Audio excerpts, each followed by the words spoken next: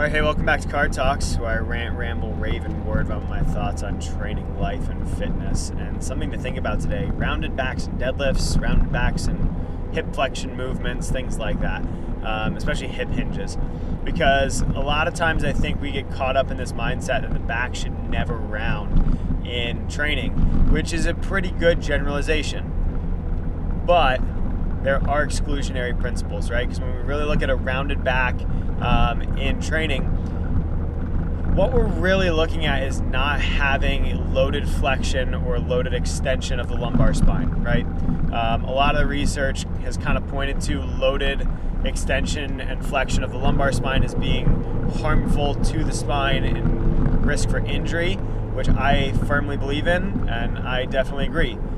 However, you see these videos of powerlifters pulling deadlifts with a round back. You see them doing movements with a rounded position. And it's not that having a round back necessarily is the bad thing. It's moving through spinal flexion and extension and sometimes rotation, depending on where you're rotating from, under load.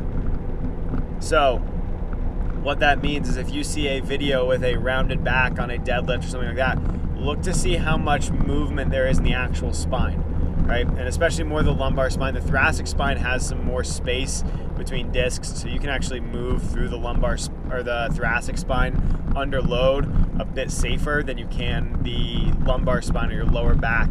But when we're really looking at injury risk, if you're not moving, if you're not creating flexion or extension under those loads, you're probably going to be okay. Granted, right? And this is, like I said, there's it's a big exclusionary principle. For most people, that's going to be a very severe tipping point as to when those things are going to occur, right? And I'm filming this on my way to go do good mornings in the gym, right? That is a very heavy, that is almost more like a more risky exercise per se in terms of loading up the spine. And, it's one of those things where as long as we're not moving the spine isn't like bending underneath the load and it just stays in whatever possible rounded position it starts in, then we're okay. But if we move outside of it and there's a fine tipping point, once we move outside of that, that's when we start to see issues. So is lifting with a rounded back great?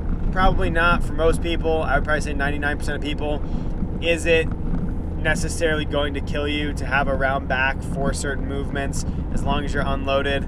Probably not. And as long as you're not moving through some of those positions and like creating a bunch of movement in the spine under load, you're probably fine as well.